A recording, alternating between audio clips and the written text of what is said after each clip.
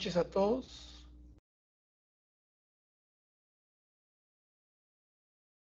Daremos inicio a la clase del día de hoy sobre hemorragias de la segunda mitad del embarazo. Ello incluye a la placenta previa,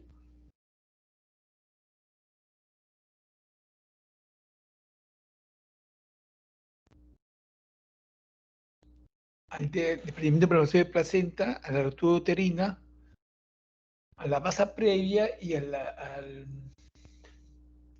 ruptura del seno marginal. ¿Sí?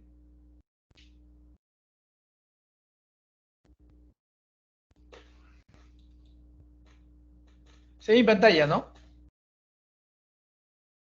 Sí se ve, doctor.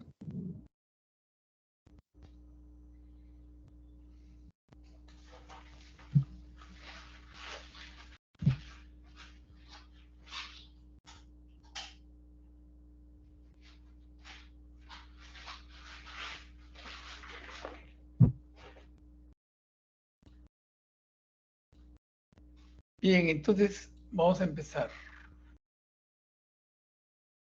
Las competencias que ustedes deben adquirir al terminar esta clase es saber diferenciar entre las principales causas de hemorragia de la segunda mitad del embarazo, conocer los factores de riesgo asociados a las hemorragias de la segunda mitad del embarazo.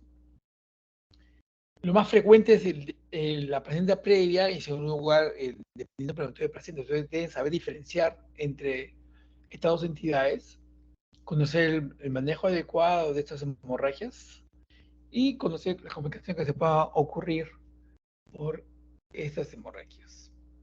Este es el temario que vamos a desarrollar. Vamos a hacer una introducción, definición, causas de las hemorragias, placenta previa. En primer término, vamos a ver sobre qué es la placenta creta, el desprendimiento prematuro de placenta, la masa previa, la ruptura uterina y la ruptura del seno marginal. Cuadro clínico, complicaciones, manejo y tratamiento. ¿Ok? Bueno, esta parte vamos a, los conceptos que ustedes traigan, o si preguntamos, a ver, Melissa, ¿qué sabes sobre la hemorragia el impacto de las hemorragias en la salud materna? Bueno, la hemorragia es la primera causa de muerte, bueno, de mortalidad materna, ¿no? Mencionado en el Perú. Ya, ¿qué más? A ver, que le ayude a su compañera, ¿qué dice Lizeth? ¿Mm? Está Lizeth, ¿no? Lizeth Calazas.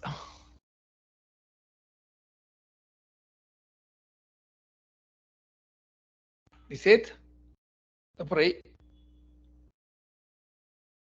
¿No está, no? Catherine.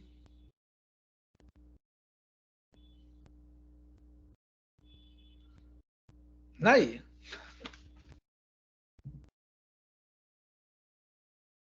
Jocelyn. ¿Quién me contesta cuáles son las principales causas? Les acabo de decir, ¿no?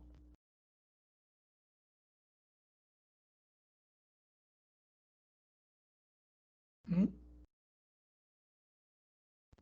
¿Alguien sabe cuáles son las diferencias entre placenta previa y desprendimiento prematuro de placenta? ¿Una diferencia?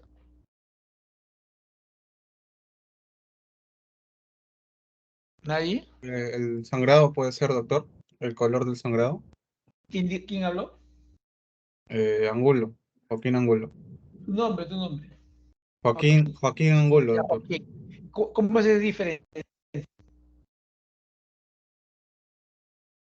Te has dicho bien.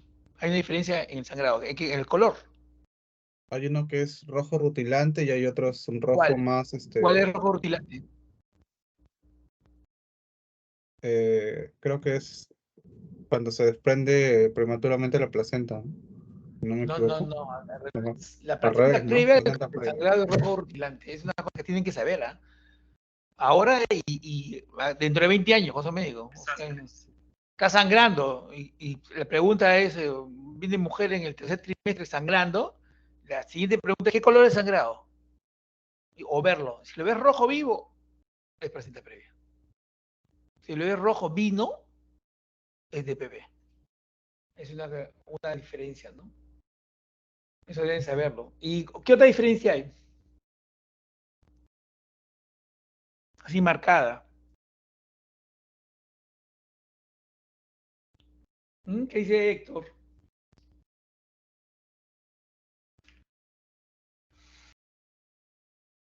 Ay, cachi. Héctor.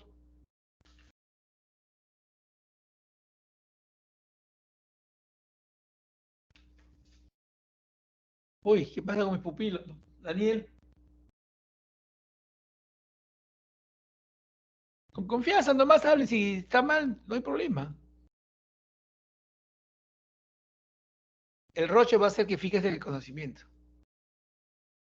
Bien. Vamos a entrar entonces al tema, ¿ya? Una introducción. El 5% de los embarazos se producen hemorragias anteparto. ¿Ya? La más frecuente es la placenta previa, 1,2%. Después le sigue el DPP, no sé, 1%. Y se dice que hay casi 3% de causas indeterminadas. Entre ellas puede haber causas, o sea, que uno no sabe de dónde sangra, en realidad, de dónde viene el sangrado. Pero una cosa importante es que son responsables de 20 a 25% de las muertes perinatal, o sea, estas hemorragias de la zona mitad del embarazo pueden matar al feto, sobre todo el DPP. Es responsable del 6% de todas las muertes maternas en el mundo son debidas a, por ejemplo, al DPP. ¿Ya? Entonces también afecta a la salud materna. ¿Ya? La placenta previa es la mayor causa de hemorragia de la zona mitad del embarazo, la principal causa de eso debes saberlo. Y la primera causa directa de muerte materna en el Perú es la hemorragia mitad del embarazo. Causa directa de muerte. ¿Eh? ¿Ya? La definición de hemorragia mitad del embarazo es obvio, ¿no? Es algo que se produce en la segunda mitad del embarazo. Pero aquí hay que aclarar que en todo lo que se refiere a obstetricia, cuando uno habla de la segunda mitad del embarazo, es más allá de la semana 22. Porque en la semana 22 termina el periodo del aborto. ¿Ok? Y la causa más frecuente es la placenta previa y el DPP. ¿No? Mucho menos frecuentes, pues la ruptura uterina y la basa previa, ¿no? Y también menos frecuente es la ruptura del seno vaginal, que lo vamos a ver. Hay sangrados de causa obstétrica y sangrados de causa de origen ginecológico, ¿no? Ya de causa obstétrica ya sabemos cuáles son. Además de la placenta previa, el DPP, la ruptura uterina, la basa previa y la ruptura del seno vaginal, ¿no? También puede ser una causa de sangrado el inicio de trabajo de parto, que puede, pues, en la pared tapón mucoso puede ir con sangre. Entonces la mujer dice, me está sangrando, ¿no? Y verdad, hay moco con sangre. Pero a veces hay más, o sea, la sangre es más evidente que el moco. Entonces, el médico se da cuenta de que es pared tapón mucoso. Y también puede haber desgarros cervicales, ¿no? Que se producen durante el parto, ¿no? Porque la mujer está pujando tiene tiempo, por ejemplo, y se produce un examen vaginal tosco, ¿no? O, o, o, esa intención de querer apurar la dilatación y dilatar con el dedo. Eso es bien común, ¿no? Sobre todo en las madrugadas, ¿no? La gente quiere que el parto salga ya, entonces quieren apurar y comienzan a dilatar con el dedo. Y eso lleva a ruptura y lleva a sangrado. ¿Ok? Pero hay causas de origen ginecológico, ¿no? Cualquier proceso infeccioso cérvico-vaginal puede llevar a un sangrado, por ejemplo, ¿no? Que haya un tumor, por ejemplo, pólipos o miomas, uterinos que están abortando, pólipos abortivos, miomas abortivos, o una neoplasia de cuello, ¿no? Obviamente, diagnosticada durante el embarazo, va a provocar sangrado. Puede haber traumatismos genitales también, esto es más frecuente, o sea, generalmente es postcoital, a veces el tener relaciones con una mujer estando embarazada, a veces lo hace por compromiso, ¿no? Entonces cuando no hay excitación, entonces la vagina es una cavidad virtual que cuando se dilata bruscamente puede provocar, y como es más sensible durante el embarazo, puede lacerarse fácilmente.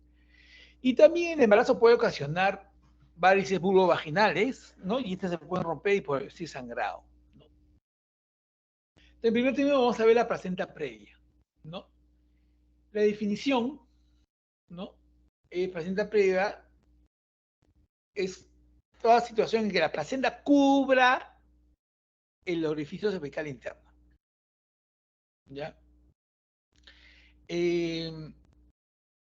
Esta puede ser, o sea, podría estar que esté parcialmente ese término, o sea, cuando no había ecografía, no existía la ecografía, había una clasificación clínica, ¿no? Y que hablaba este, de esto, placenta previa total, parcial y marginal. Esta es una clasificación clínica que apareció cuando no existía la ecografía. Entonces se acicaba la placenta previa, cuando producía sangrado, en el tercer trimestre, a veces había dilatación y se hacía el examen vaginal y se tocaba el famoso, y hasta ahora se utiliza el término antiguo, se tacta colchón placentario. Entonces era una placenta dilatada, un útero juego dilatado y se tocaba, esa es una placenta previa total.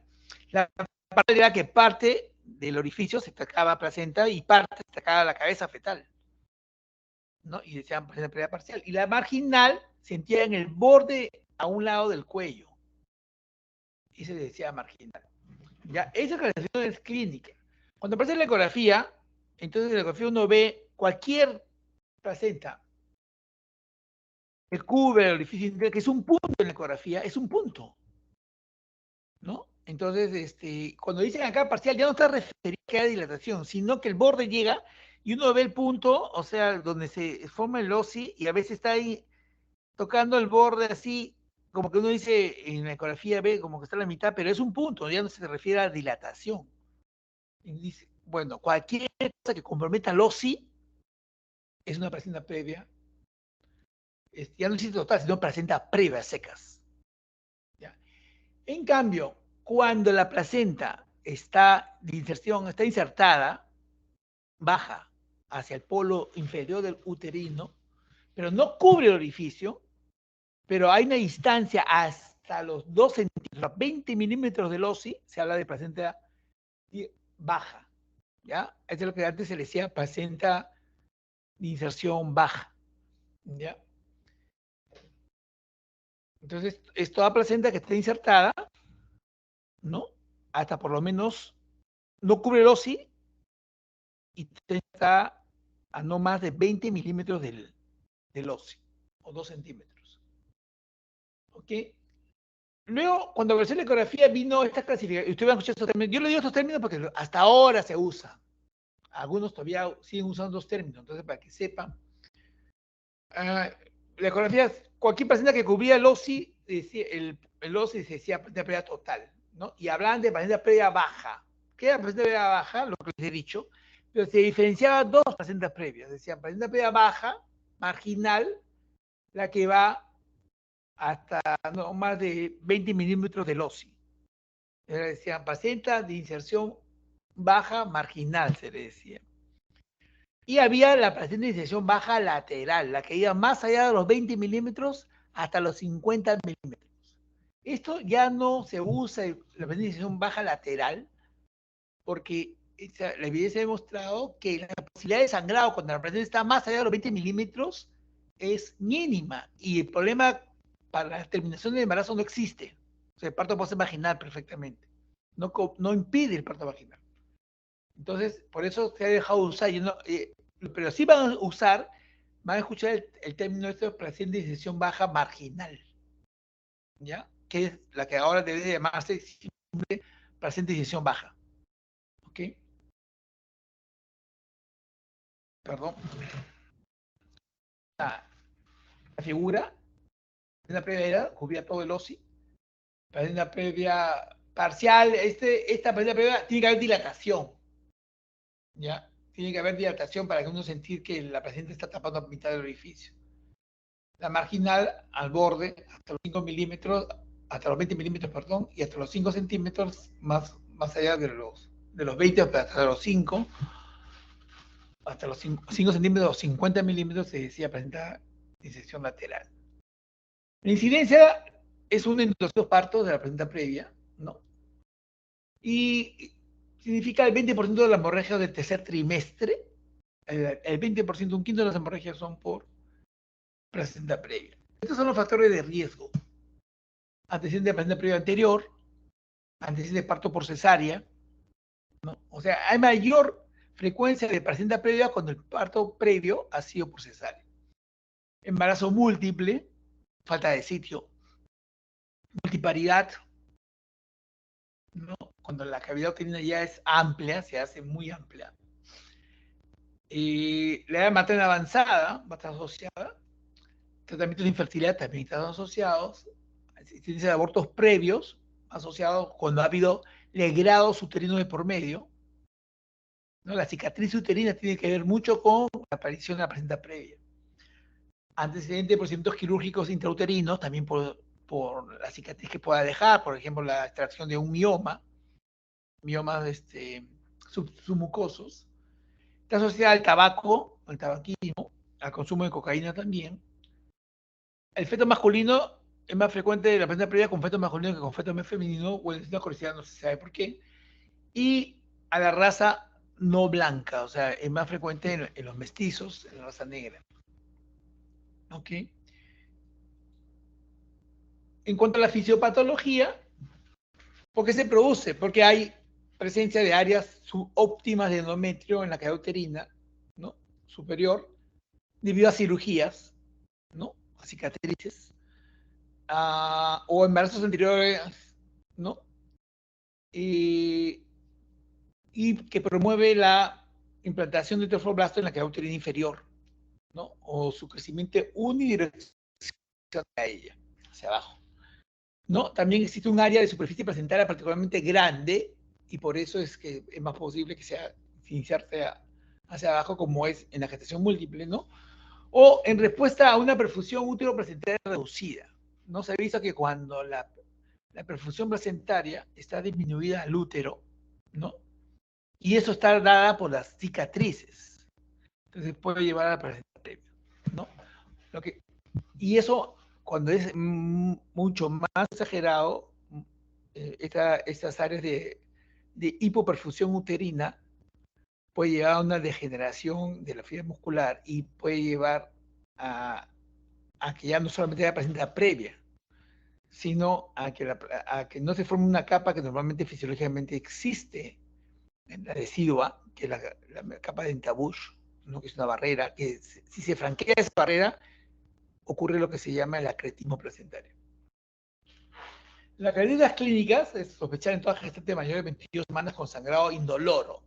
Lo usual, lo corriente, y eso deben aprender, o sea, cuando hay particularidades, hay cosas que se salen de lo usual, pero lo usual, lo corriente, que el sangrado sea indoloro, que no haya dolor al sangrado en la placenta previa, ¿no? Y que el color, el sangrado sea rojo rutilante, ¿no? A veces asociado a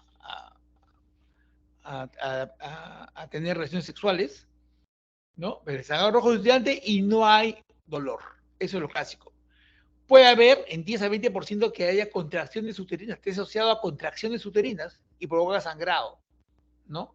Pero lo frecuente, lo usual, lo corriente es que no haya dolor. Luego, un tercio de las pacientes pueden sangrar antes de las 30 semanas. Cuanto más temprano el sangrado, va a haber mayor morbilidad, tanto materna como perinatal. Materna porque va a llevar anemia. Y perinatal porque cuanto más temprano sangre, y a veces sangrados importantes, puede obligar a la culminación del embarazo.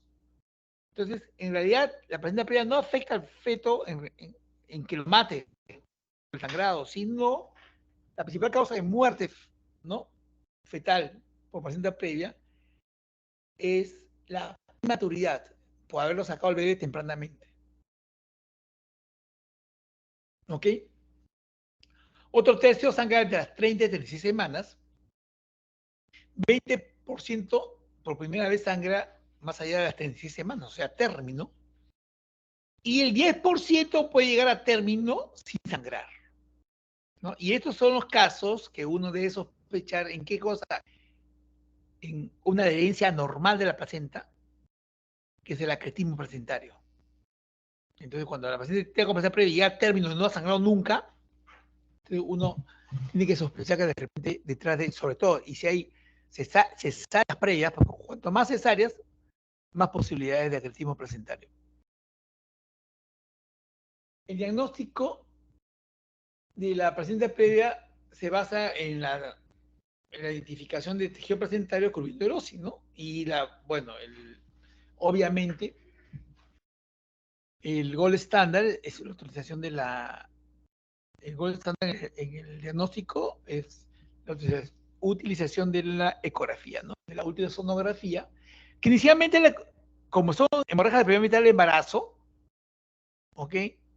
Ya todas las ecografías que se hacen más allá del primer trimestre, o sea, ni siquiera del primer trimestre, más allá de la semana 10, ya no son endovaginales. La ecografía endovaginal máximo hasta las 10 semanas. Después de 10 semanas ya la onda, el sonido por el traductor endovaginal tiene solamente una llegada de 10 centímetros. Más allá de ahí no se ve nada. Entonces, las ecografías son pélvicas, ¿no? O transabdominales. Entonces, inicialmente, con este tipo de ecografía, uno hace el diagnóstico que la placenta está previa. Pero a veces no es posible determinar hasta dónde llega la placenta, si cubre el óseo o no lo cubre. Sobre todo cuando la placenta es posterior. Entonces, ahí hay que utilizar la ecografía endovaginal. ¿Ok? Entonces, la ecografía transabdominal te puede dar un rango de falsos positivos alto, hasta más de 25%. Que uno dice, es placenta previa, pero en realidad no cubre. Sobre todo cuando la paciente es posterior.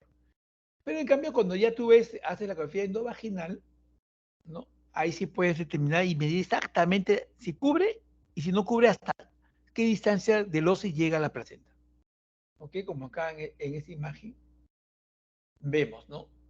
Acá está, este es el cuello uterino, el canal endocervical, y acá está la placenta cubriendo el óseo. Entonces, la ecografía transvaginal ha demostrado superioridad en el diagnóstico de placenta previa respecto a la ecografía transabdominal. Y miren la sensibilidad, 87.5, la especificidad 98.8. O sea, cuando te dice que no es, no es. Cuando te dice que es porque es. Y el valor positivo, 93%. O sea, el valor positivo, ¿qué te dice, no? Te dice, siempre que usted vea un valor positivo alto, significa que esta prueba tiene la capacidad de detectar de 100, 93 patrones de positividad. O sea, es una pega altísima, o sea, excelente. ¿Ok? Es el gold estándar.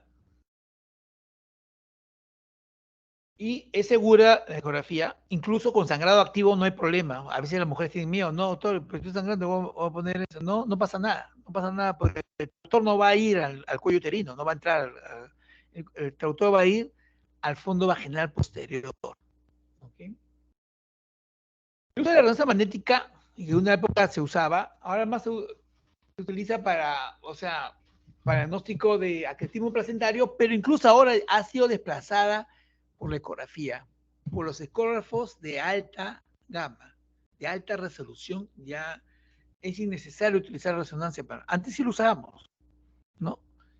Y la resonancia se puede usar durante el embarazo, sí, porque no es radiación. Una mujer puede hacerle resonancia magnética, sí se lo puede hacer. Se está dejando de usar frente a los ecógrafos modernos que tienen una alta resolución, ¿no? Los ecógrafos de alta gama. Toda mujer que tenga sangrado y tenga placenta, hay que hacer un seguimiento, ¿no? Y en las mujeres que tengan una o más cesáreas previas, siempre hay que sospechar la posibilidad de una placenta acreta, de una inserción anormal de la placenta, una adherencia anormal, ¿no? Entonces, en caso de esta sospecha de acretismo placentario, se debe realizar pruebas de ultrasonografía entre las semanas 28 y 32, para ahí hacer el diagnóstico si hay o no hay signos de adherencia normal, que la ecografía los va a revelar. Entonces, en la placenta previa y el acretismo placentario, hay una relación en esta y el factor de riesgo está asociado a la combinación de la placenta previa con las cesáreas previas, ¿no? Entonces, la incidencia de placenta acreta, por ejemplo, ha aumentado, dato interesante, de 1 a 30.000 en la década del 50 del siglo pasado. 1 en 30.000, había una placenta acreta. Pero ya esta, de 1 a 30.000 bajó a 1 en 500, ¿no? A 2.000 en la década de los 80 y 90, ¿no? O sea, en 30, 40 años, miren cómo aumentó. Y de 3 en 1.000 en la primera década de este siglo, ¿no? Y en la presente década ya está cercano a un valor de 2 en 1.000. Y eso es por el aumento exagerado de la tasa de cesáreas, ¿no? Esa es la consecuencia de estar haciendo tantas cesáreas, ¿no? A veces innecesarias. Entonces, el riesgo es de 10%, por ejemplo.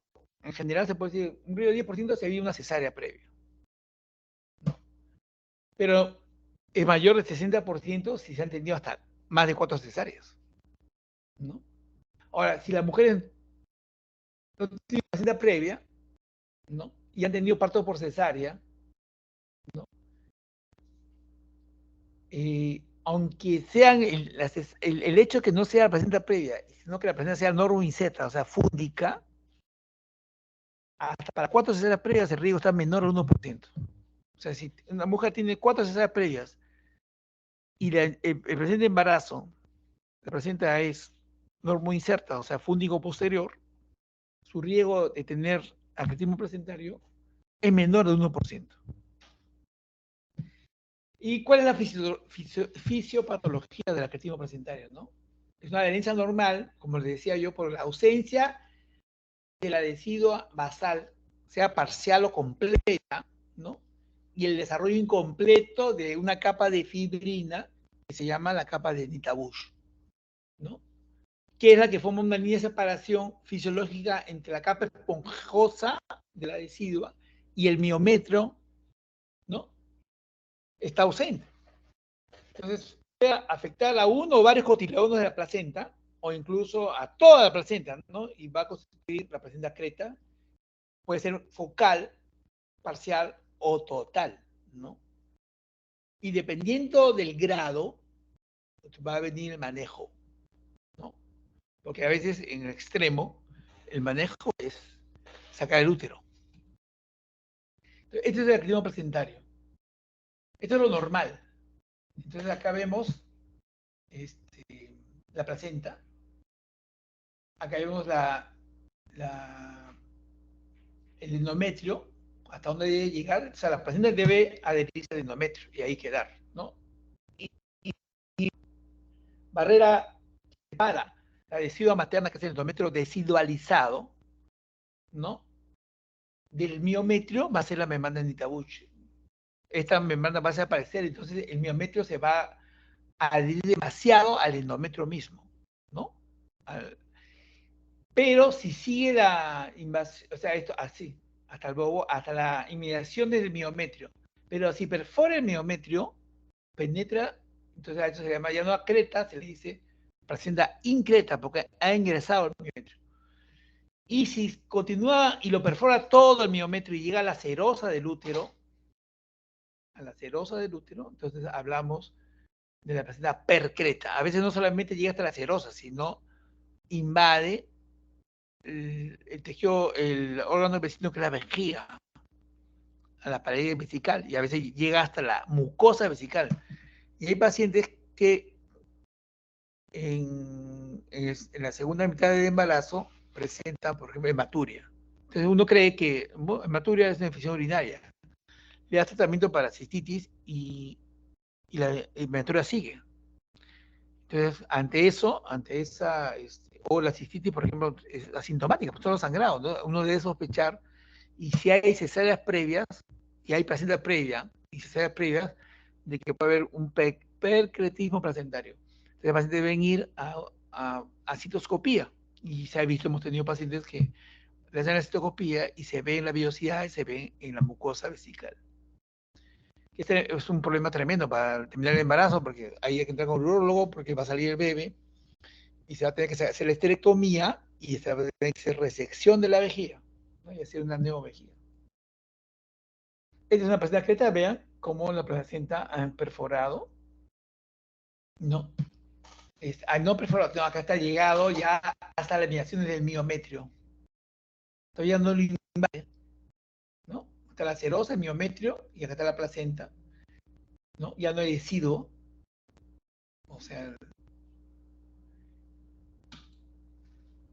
esta es una placenta previa. Esta es placenta, esta imagen es de una placenta previa. Esta es la imagen de una placenta que es fúndica, este es el fondo. Que esto es raro. O sea, que haga aquetismo placentario, confunde lo que le digo, ¿no? Es tan raro que puede haber 4 cesáreas y el riesgo es menor al 1%, pero pues sí puede existir. Aquí está, ¿no? El riesgo es mayor hasta de 4% cuando hay 6 cesáreas, cosa que jamás he visto. O sea, yo en mis 31 años en esta especialidad, solamente una vez he operado a una paciente la quinta cesárea. Nunca he hecho una sexta cesárea. Y no recuerdo en el servicio que haya habido la sexta cesárea. Y ahí decía, aunque sea fúndica, aumenta el riesgo a 4%. ¿Okay? Esta es una increta. Ya perforó el miometrio. La placenta perforó el miometrio.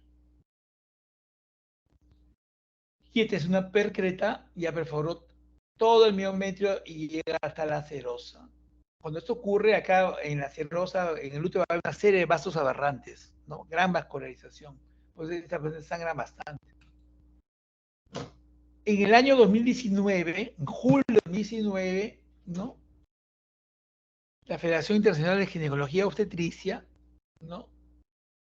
A través de un consenso, determinó, hizo la clasificación de los trastornos del espectro placentario acreta. Porque es un espectro, ¿no? Porque hemos dicho que hay placenta creta, increta, precreta.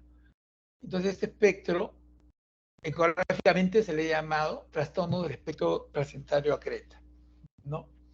Entonces se talló que hay 4 grados, que hay 3 grados, ¿no? O sea, hay 4 grados, porque hay un grado cero. ¿Qué es un grado cero? O sea, se le llama de las siglas en inglés, ¿no? Placenta Acreta Spectrum Disorder, se dice el famoso PAS, de P-A-S, PAS. PAS cero, ¿qué es PAS cero? Que hay una mujer que tiene placenta previa, no tiene, o sea, tiene placenta previa, pero no tiene acretismo, ni un grado, es un PAS cero. El PAS 1, esto es lo que se publicó en el 2019, pero ya se evolucionó, o sea, podemos hablar de un PAS 0. PAS 0, la placenta tiene placenta previa, pero no tiene acretismo. El PAS 1 viene a ser lo que era la placenta creta, clínicamente, anatomopatológicamente. El PAS 2, o grado 2, es la placenta increta, anatomopatológicamente. Y el PAS 3, grado 3, es la placenta percreta, que perfora todo el miometrio y llega hasta la serosa. Vean acá cómo se incrementa el riesgo con el número de cesáreas, ¿no? Si hay hay una cesárea previa, el riesgo puede ser, yo les he dicho una cesárea del 10%, después es el extremo del rango de las publicaciones, pero en la media 3%. Con 2 cesáreas 11%, con 3 cesáreas 40%. con 4 cesáreas, 61%, con 5 cesáreas, 67%. O sea, a mayor número de cesáreas y asociado a placenta previa, mucho mayor es el riesgo de acretismo placentario. Por eso que ahora se justifica tener una guía de manejo de placenta previa, ¿no? En presencia de cesáreas previas, ¿ok? Para estar preparado, es importante diagnosticar anteparto el desorden de la adherencia normal para manejarlo de una manera adecuada, ¿no? Esto se diagnostica entre 28 y 32 semanas y esa paciente, el embarazo se va, ya esto es más de especialista, pero os digo, ¿no? Por ejemplo, si hay una placenta percreta, por ejemplo, o increta, percreta, el embarazo no va a llegar a término. Y la gestación se va a terminar a 34 o 35 semanas, ¿ok? Porque a mayor tiempo de embarazo, mayor posibilidad de sangrado, mayor posibilidad de infiltración mayor y es más complicado eso.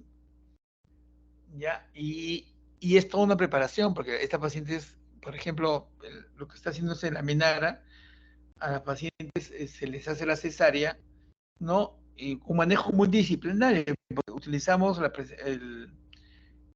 ayuda de los radiólogos que hacen radiología intervencionista. ¿Para qué? Para embolizar las arterias uterinas. O sea, se hace la cesárea se hace mediante una incisión amplia, mediana, pero mediana infraumbilical y o sea, es una sifopubiana. El pubis se hace, ¿por qué? Porque el bebé no se debe tocar la placenta, porque si toca la placenta, o sea, una hemorragia tremenda. Entonces el bebé sale por el fondo.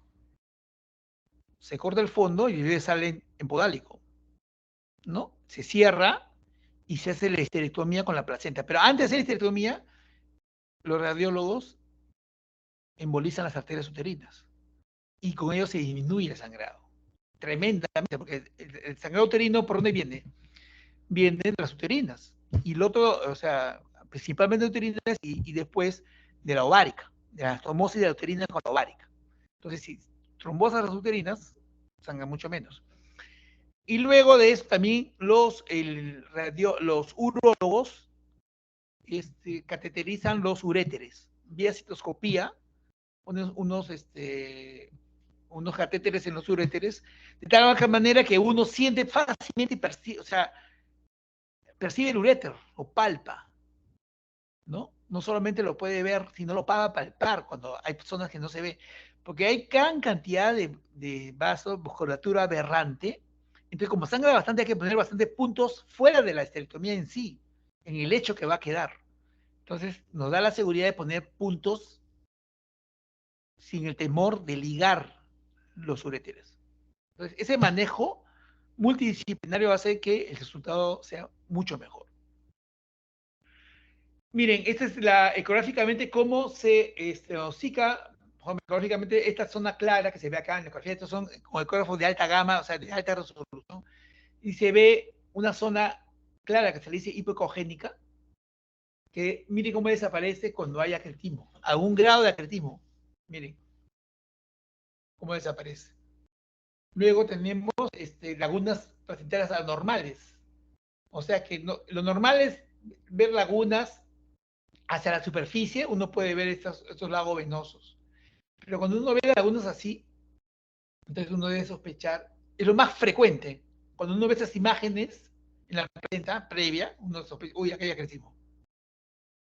Luego tenemos, mire, la interrupción de la pared vesical, cómo se interrumpe. Esta es la pared vesical, lo normal es que se ve así. Se ve la zona clara, hipocogénica, y viene la línea de la pared vesical. Y miren cómo acá desaparece la pared vesical, se interrumpe, ¿no? Entonces acá estamos hablando de un perqueretismo, que la paciente ha llegado hasta la vejiga, ¿ok? O hay interrupciones ya en la pared vesical. Miren, por ciertas zonas hay interrupciones, ¿ok?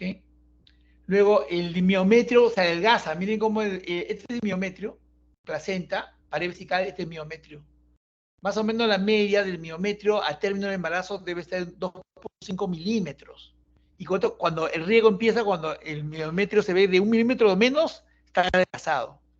Entonces, por lo menos ahí uno debe sospechar de un incretismo placentario. O sea, la placenta increta. ¿Ok?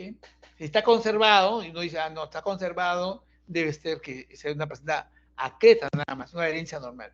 Y cuando la adherencia es el paso 1, o la placenta creta, sobre una adherencia normal, y todo queda esos últimos se pueden salvar, ¿no? Y ahí se utiliza, va a haber atonía uterina, pero se puede resolver atonía uterina corrugando el útero, corrugándolo con la técnica de Lynch o técnica de Jaime.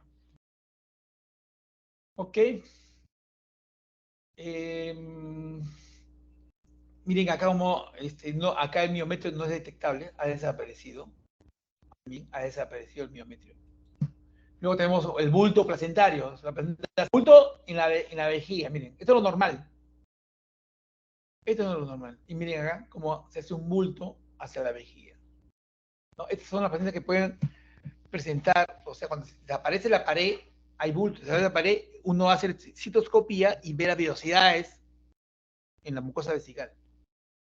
Esas pacientes son las que sufren de hematuria.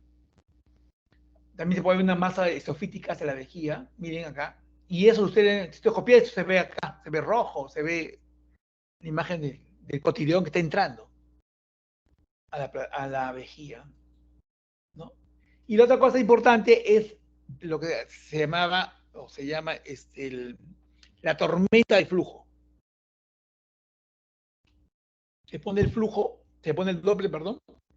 Esta es la ventana del Doppler. Vean, esto es lo normal, así debe verse. Y miren el flujo detrás de la placenta. Miren acá, acá hay una tormenta de flujo, ¿no? Una hipervascularización.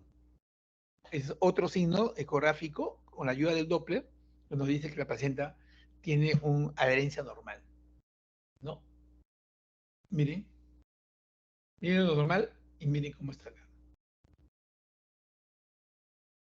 Y también por el Doppler se puede identificar lo que se llaman vasos puentes. Vasos, vean estos vasos como puente van hacia la vejiga. Esos vasos puentes indican la presencia de una adherencia normal. ¿Ok? Luego también la vascularización de las lagunas son identificables y se ve bastante vascularización al interior de la placenta misma y en las lagunas placentales. ¿Ok? Entonces, es perfectamente diagnosticable la placenta previa mediante el uso de la ecografía.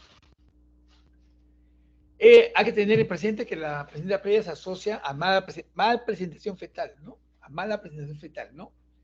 Entonces, ¿por qué ocupa un volumen en el polo inferior? Entonces, por ejemplo, está asociada a presentación podálica. El feto no puede rotar. O situación transversa, ¿no? También está asociada a inserción medicamentosa del cordón. El cordón no se trata en la torta placentaria en el centro, excéntricamente, sino en el borde, ¿no? Está asociada a la placenta previa a retardo de crecimiento intrauterino.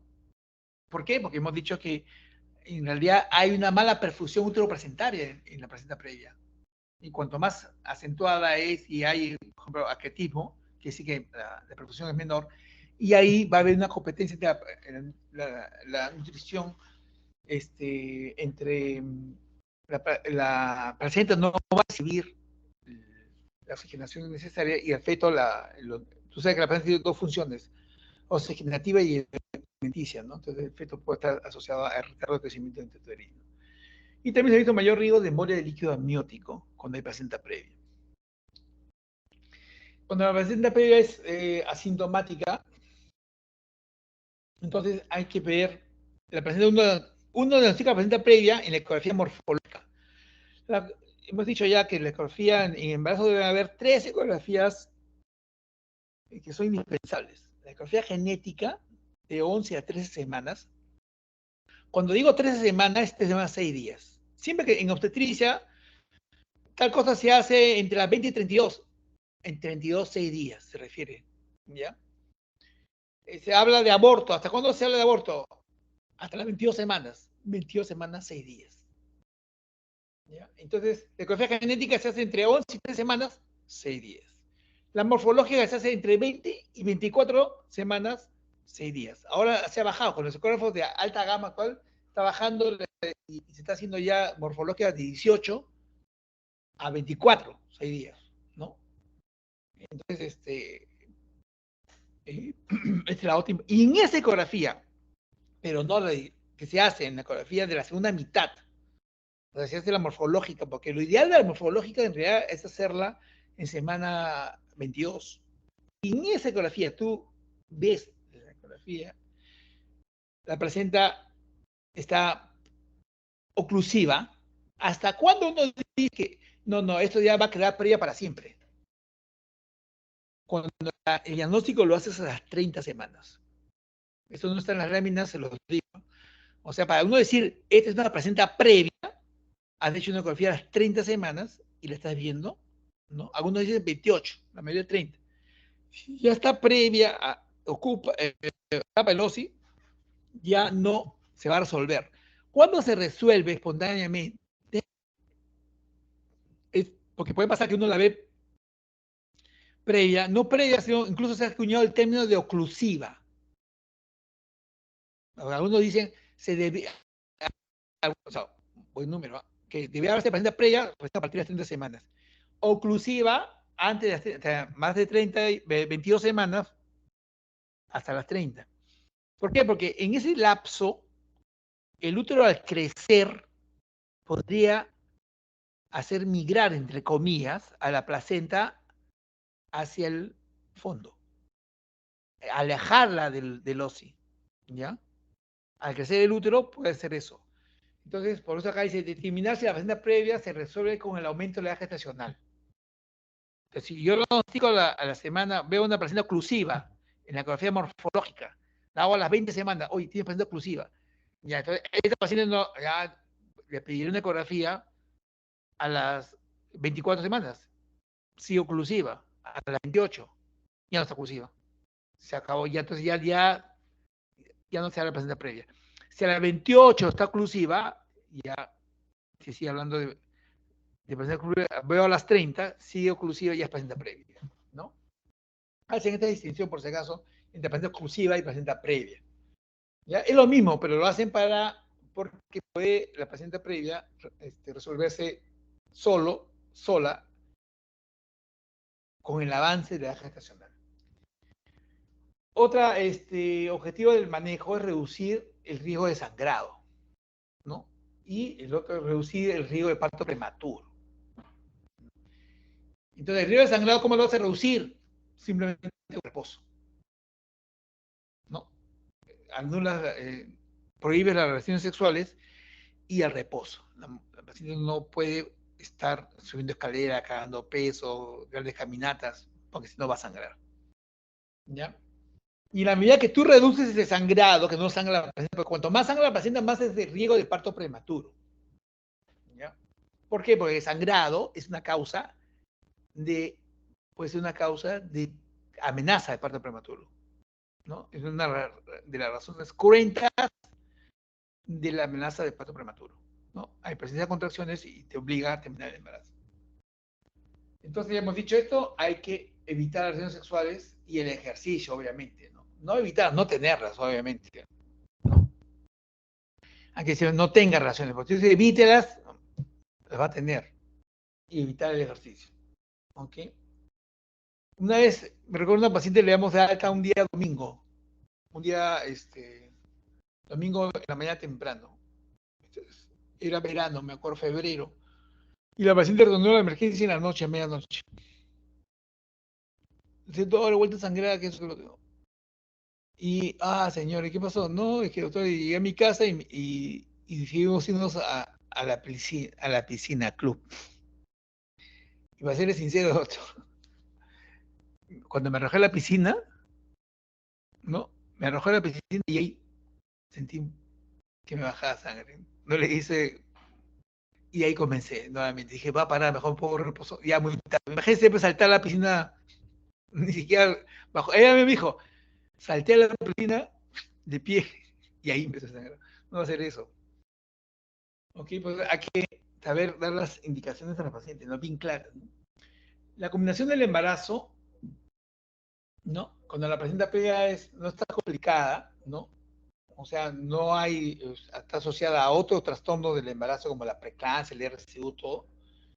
No, la combinación del embarazo debe ser, si la paciente previa no ha sangrado, ¿no? Se puede acabar entre las 36 a 36 semanas, 6 días, ¿no? En cambio, si la paciente tiene ya historia de sangrado, ha sangrado una vez, dos, lo que sea, debe combinarse a las 36 semanas, no llega a término. ¿Ya? La paciente que sangra, se acaba a las 36 semanas. Si no sangra, puede llegar a término 37 hasta 36, 37, 6 días. ¿Ok?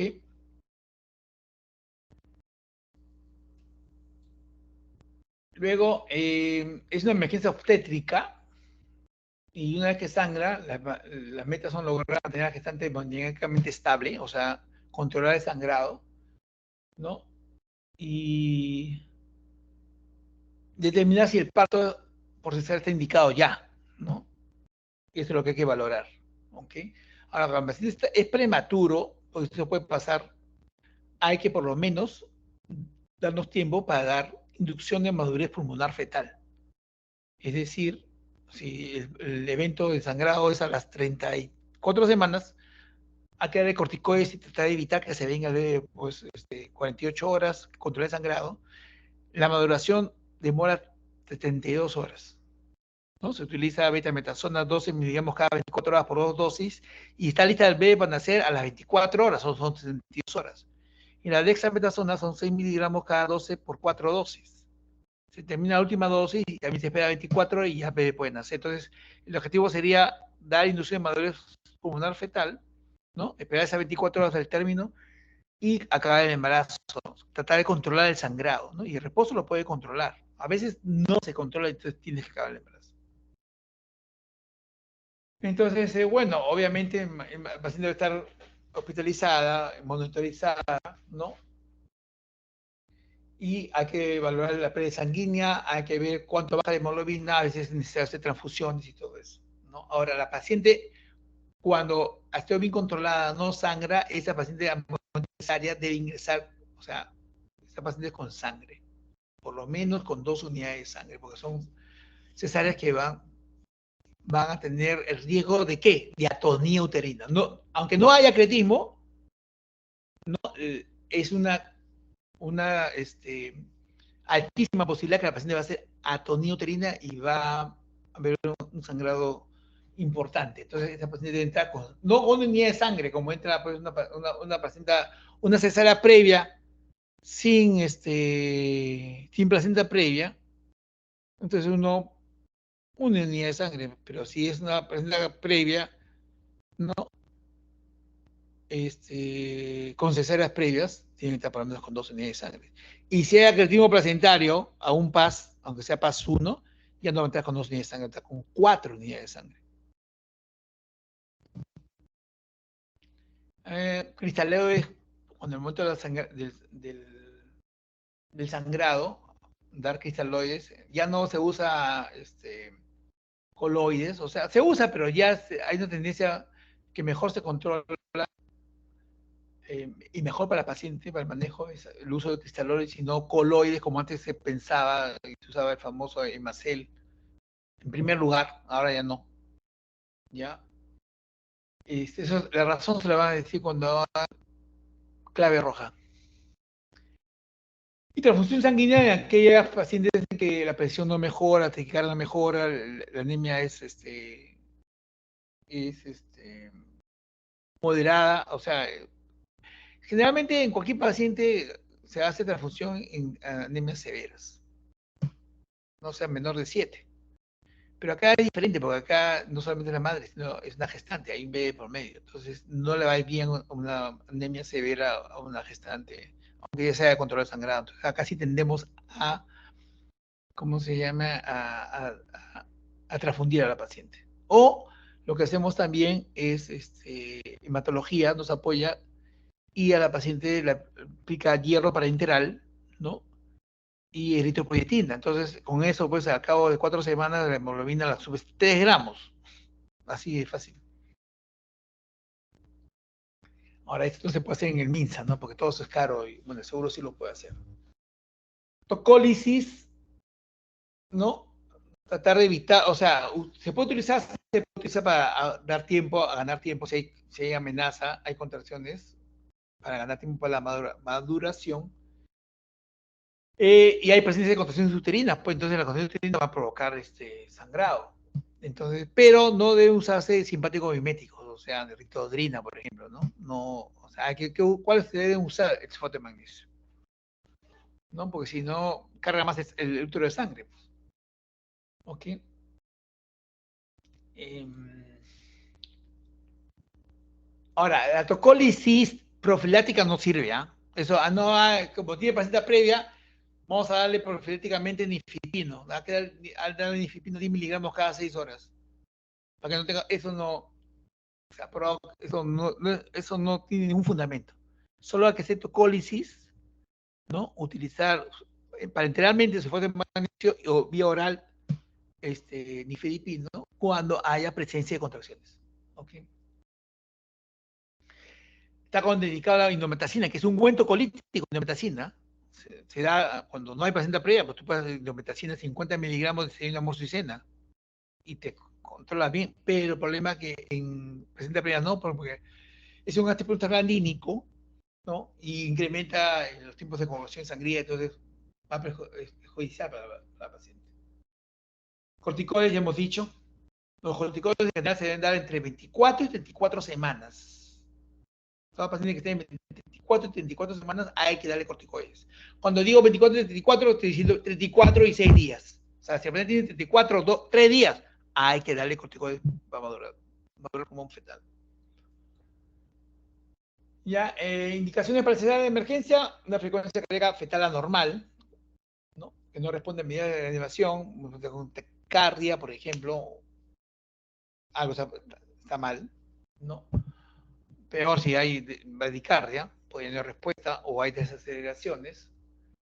Cuando la hemorragia materna es refractaria con riesgo ya de la vida, es refractaria al tratamiento médico, sin escapar el embarazo. Y cuando el sangrado vaginal es significativo y ya estás después de 34 semanas, o sea, estás en 35. Esa maduración, ya no, lo ves de 35 semanas, mira, el 90 y, excluyendo los mal formados, ¿no? 99% no va a tener problemas. Debes acabar el embarazo. Y la vía del parto, acá hay una gran discusión, o sea, porque supuestamente la cesárea, eso no hay discusión. El problema es con la placenta de iniciación, o la placenta baja, ¿no? Entonces, censo estricto, la placenta de iniciación baja podría dar parto vaginal.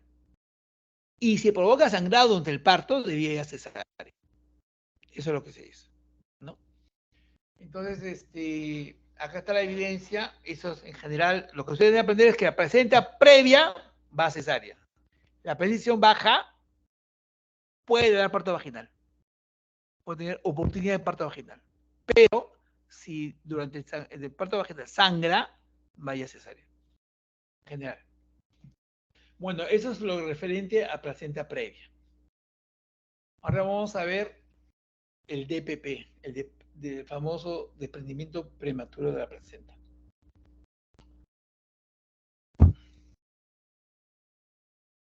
Esta definición es importante. El DPP se define, ¿no? El desprendimiento prematuro de la placenta normoinserta. O sea, la placenta que se desprende es la normoinserta.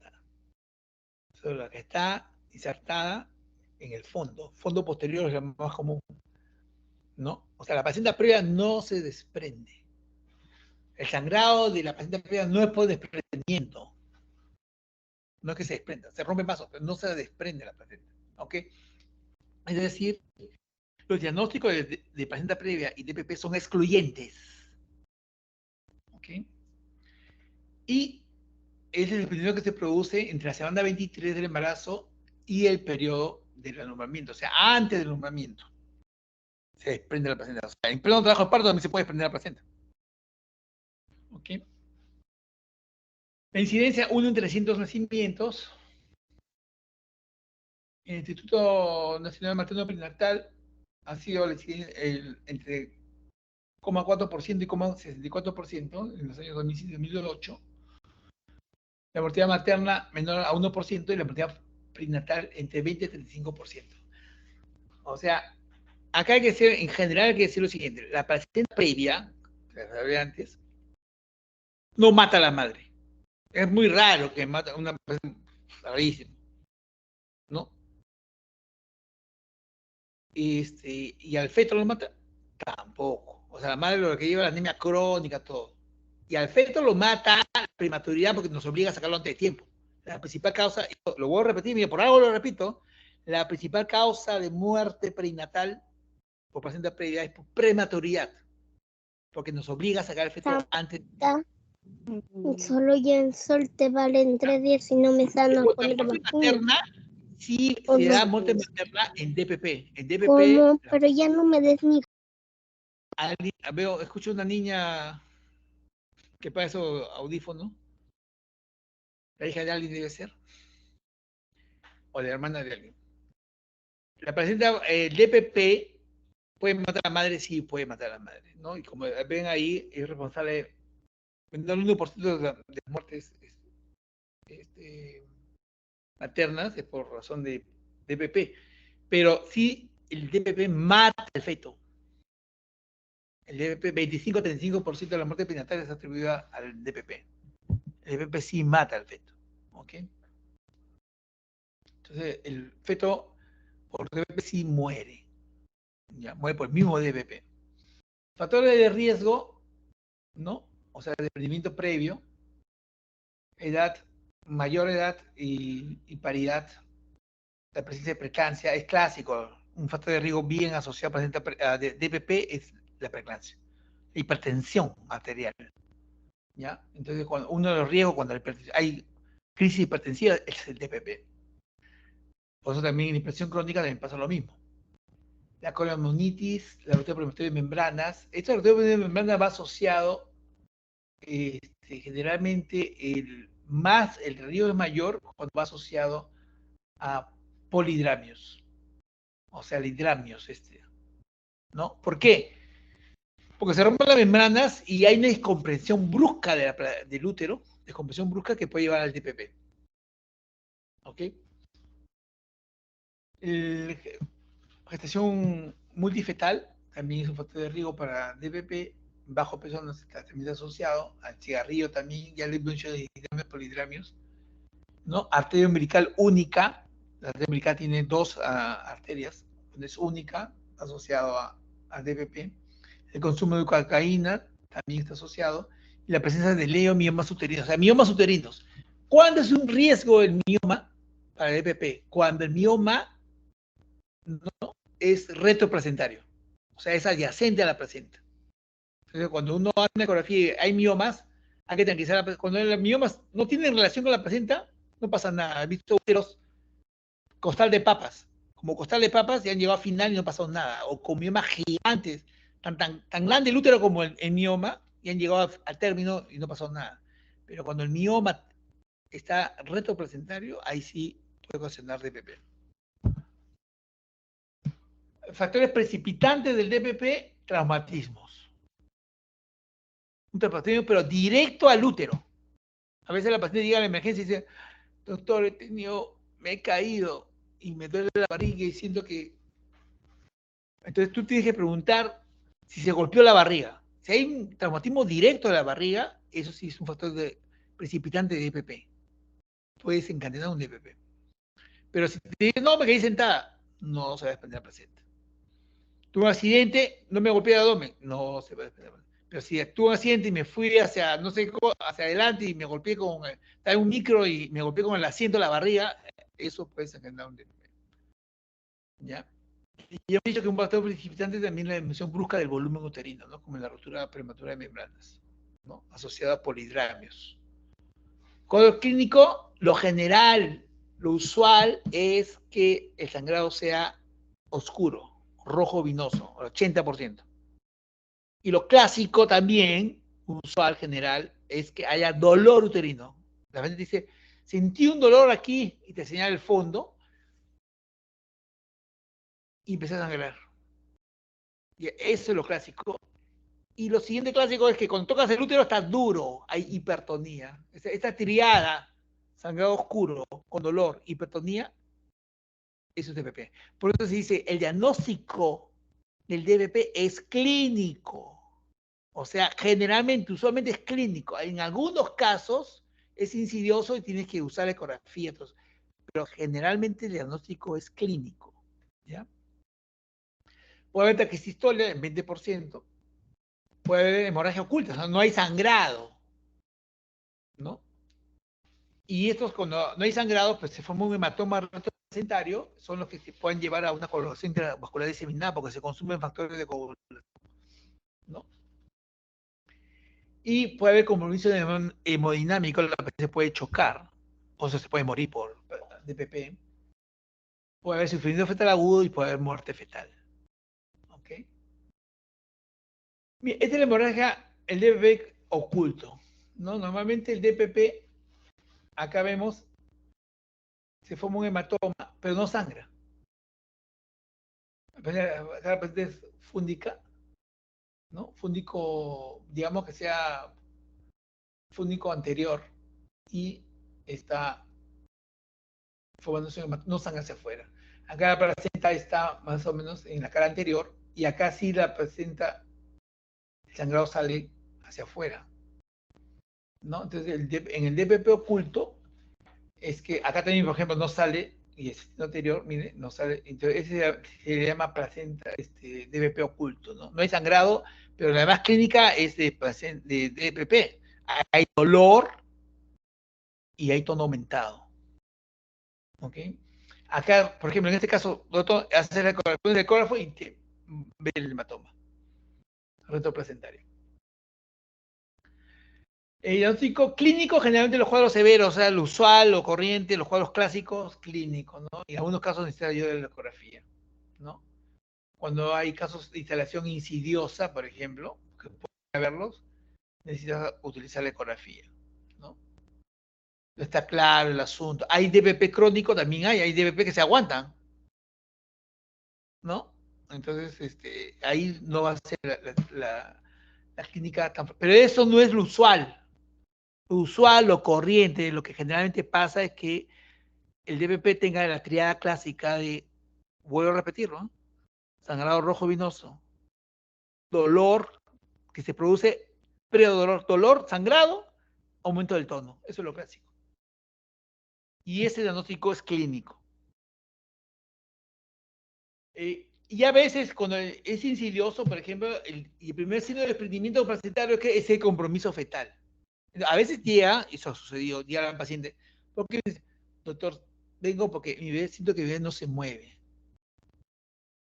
¿Sí? Sí, doctor, no se mueve todo el día. Entonces le hace la ecografía. La paciente tú la ves tranquila. Y cuando le hace la ecografía, ves el hematoma retroplacentario. Y no es clínica. Eso no es lo usual, pero sí pasa.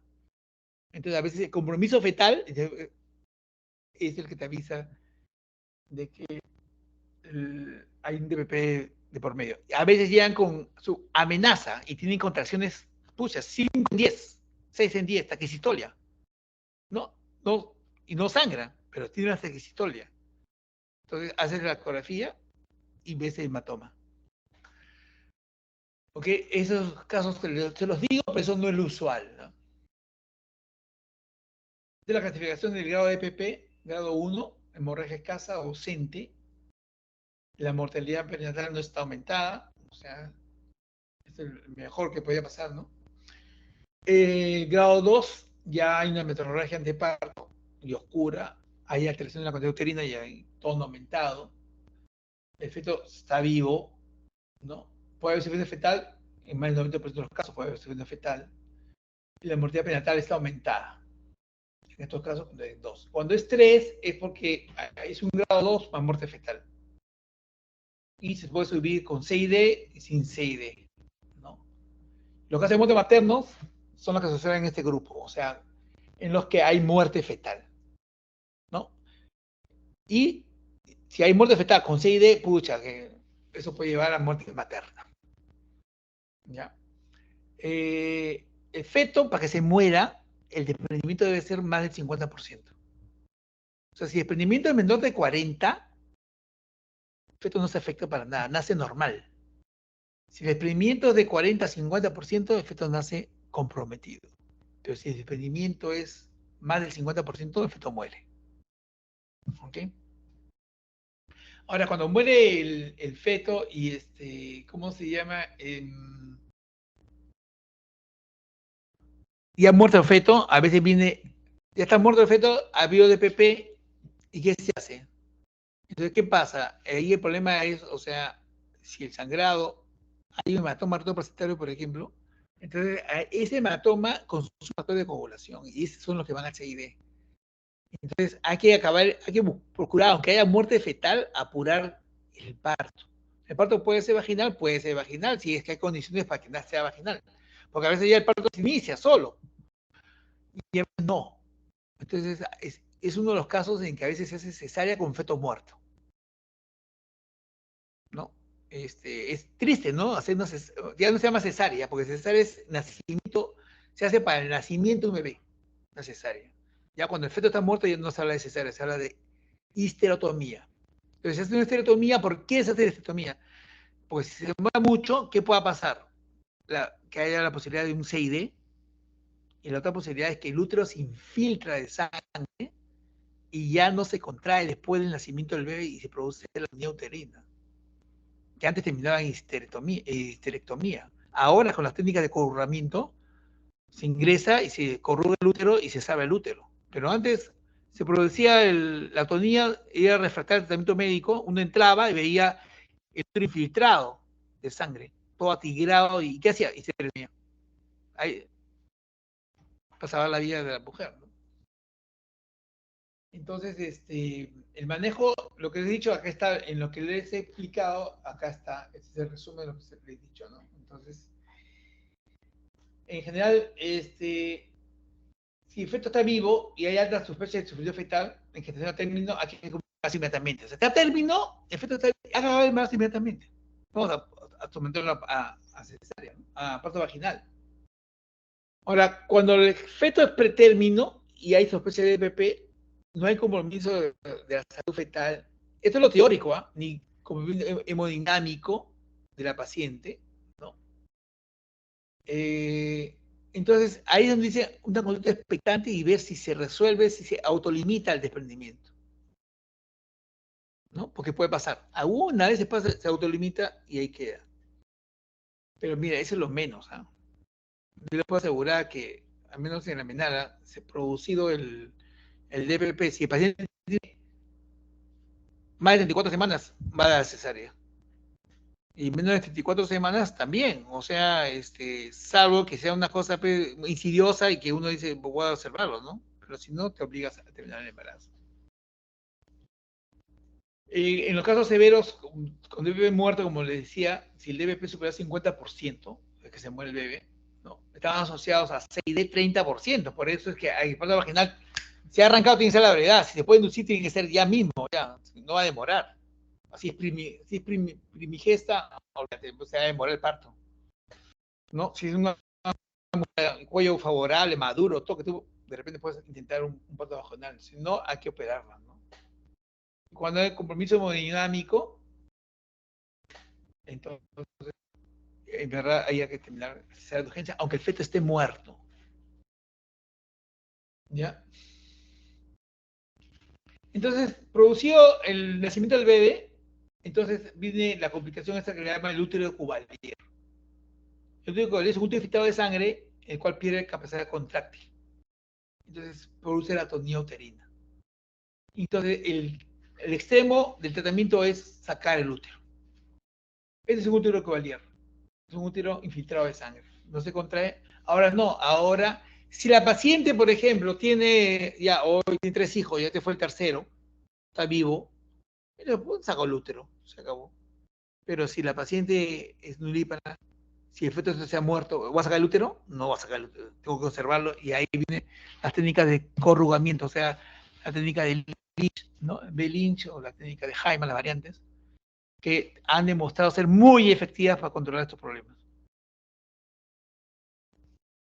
Ahora tenemos la basa previa.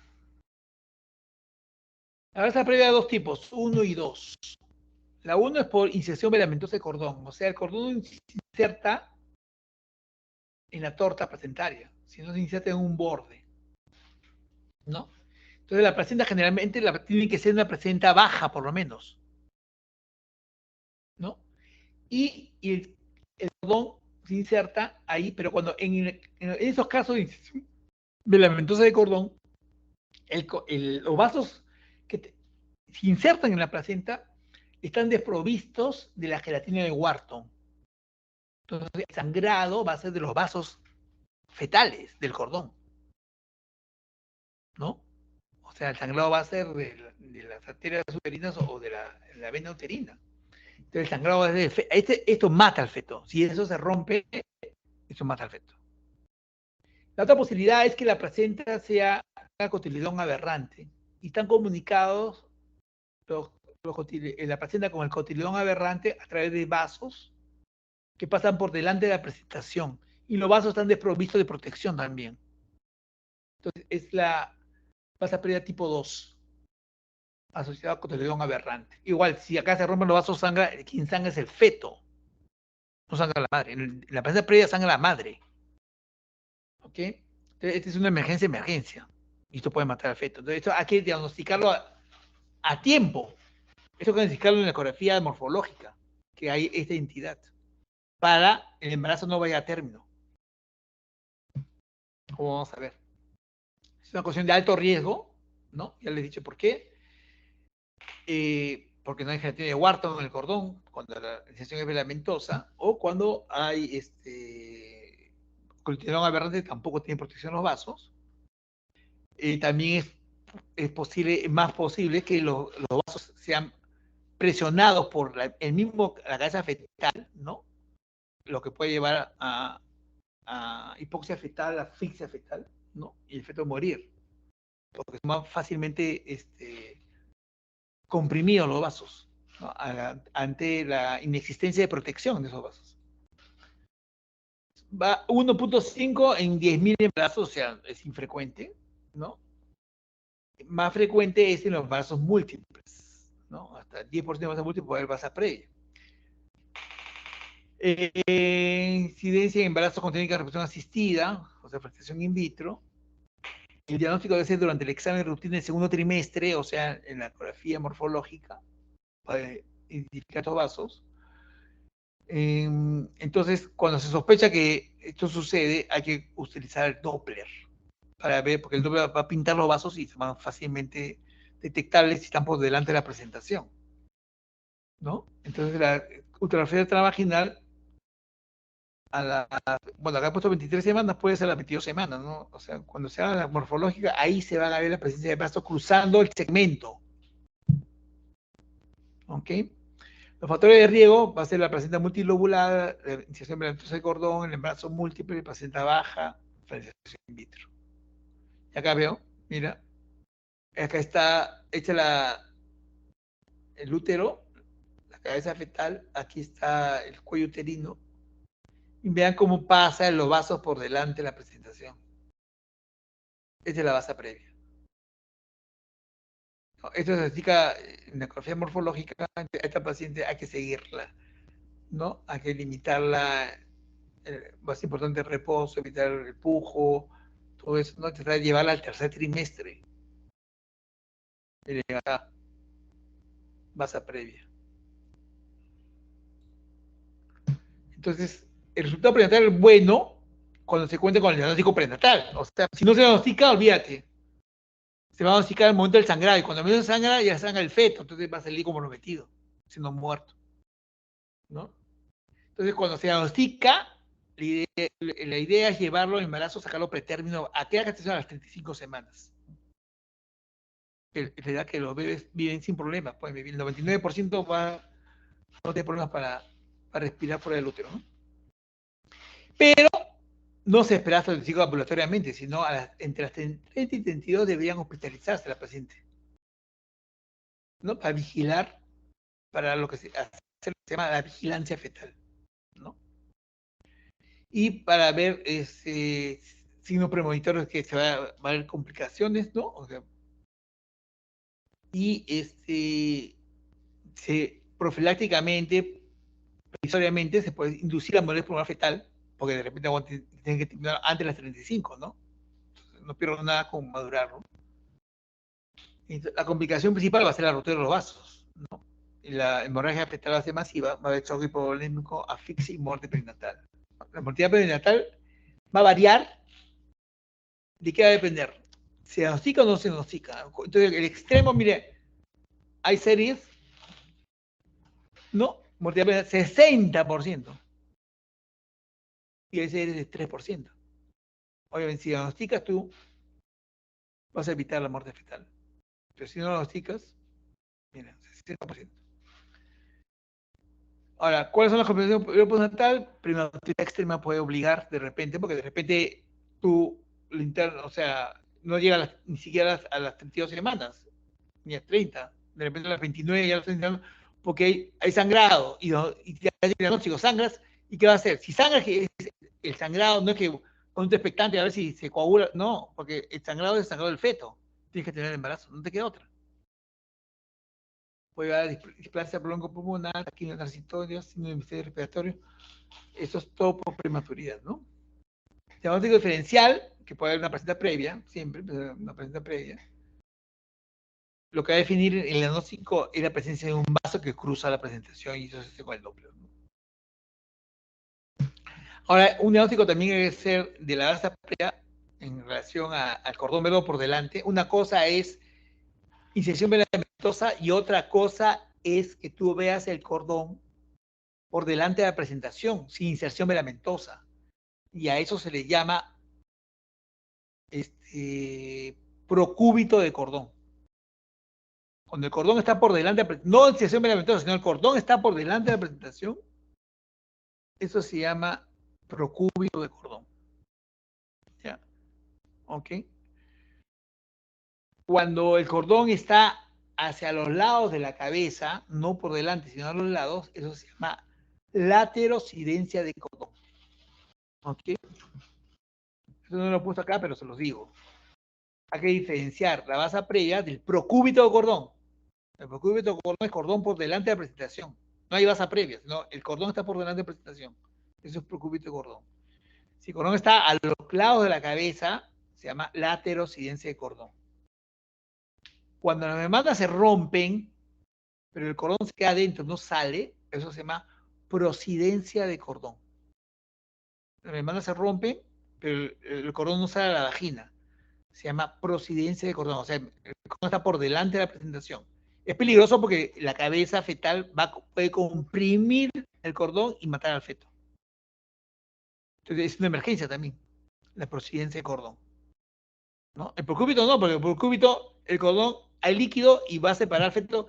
Y claro, si está la paciente no puede estar en posición vertical, lo que se hace, se le pone en reposo y se le pone en tren de Lembour, para que la cabeza se vaya hacia arriba y no comprime el cordón. Pero si se rompen las membranas, ya el cordón va a estar, la cabeza va a bajar y puede comprimir el cordón, ¿no? Ahora, si el cordón se sale del útero a la vagina, eso se llama prolapso de cordón. ¿Ya? Puedo repetir. Cordón por delante de la presentación, procúbito cordón. Cordón a los lados de la cabeza, laterocidencia de cordón. Cordón por delante de la presentación con membranas rotas, pero el cordón dentro del útero, procidencia de cordón. Cordón que sale a la vagina con membrana rota, obviamente, es prolapso de cordón. Tratamiento de esto es monitoreo. Se hospitaliza 32 semanas, se monitorea entre 28 y 30, luego se hospitaliza y se monitorea para ver que no haya desaceleraciones, bradicardias, porque si pasa esto significa que la cabeza está comprimiendo el vaso, o sea, no está sangrando, está comprimiendo. ¿Ok? Hay que dar corticoides para acelerar la madurez pulmonar fetal. Y la cesárea electiva se va a hacer de 34, exageradamente 37 semanas. Exageradamente, pero en general las 35 semanas en el hospital cuando ha habido, y eso es raro, infrecuente, ¿eh? Solo lo recuerdo en el hospital. Yo solo recuerdo en el hospital un caso, no recuerdo más. Y a los 65 meses se operó. Y estoy 31 años en ese hospital, ¿no? Cesárea de urgencia, cuando hay ruptura periosteal de membrana, se rompe la membrana, pero olvídate, la presión va a bajar, el cordón o sea, si es basa previa, si no se rompen, va a comprimir los vasos. Sea basa previa o sea, cotidión aberrante. O si hay sangrado vaginal, obviamente ya se rompen los vasos del feto. La placenta es un órgano del feto. O el estado fetal, no hay ruptura, no hay sangrado, no hay membrana, no hay sangrado, pero el estado fetal no está sangrado, o sea, hay desasociación, de radical, porque se está cubriendo el cordón, hay que acabar el embarazo. Ruptura uterina. Esta clase era grande, pues, no sé, le dije.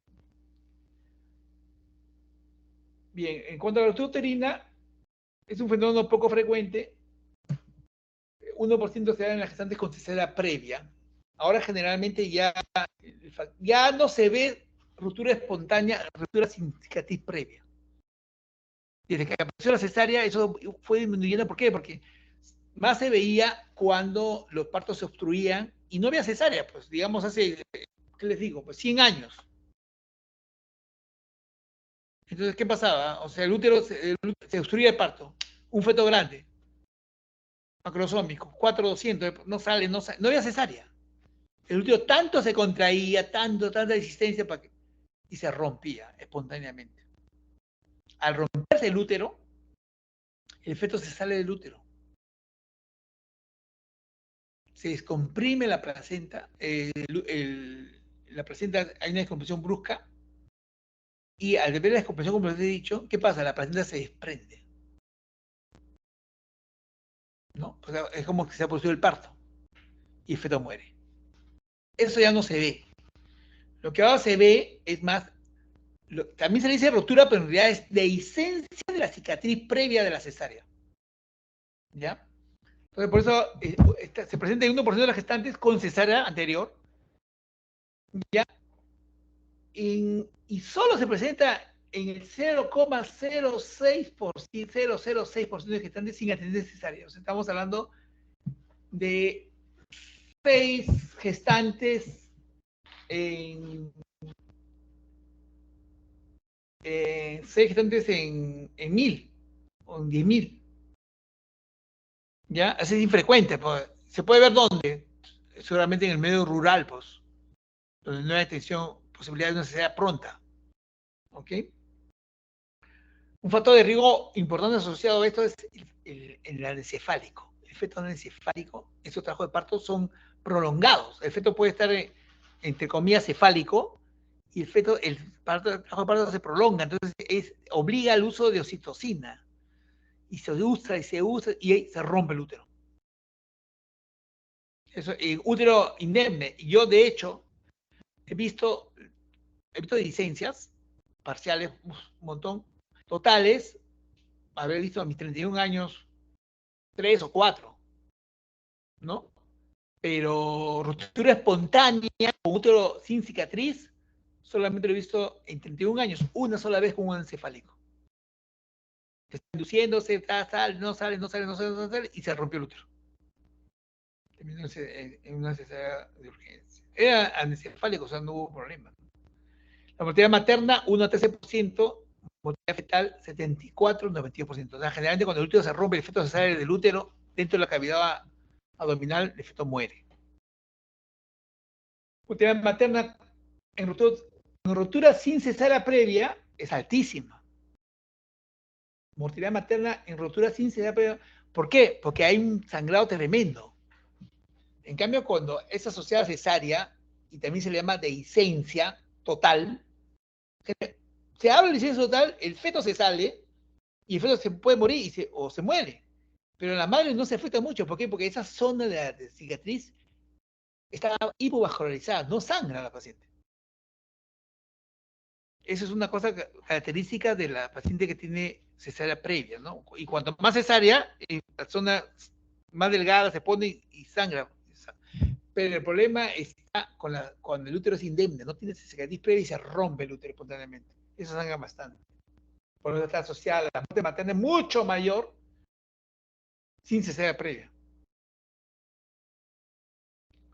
Factores de riesgo, acá les dejo esta lista, ¿no? Tiene que ver con cirugías que involucran miometrio, o sea, miomeostomías, por ejemplo, cicatrices previas, ¿no? Un traumatismo que haya, por ejemplo, un fuerte traumatismo, se va a romper, ¿no?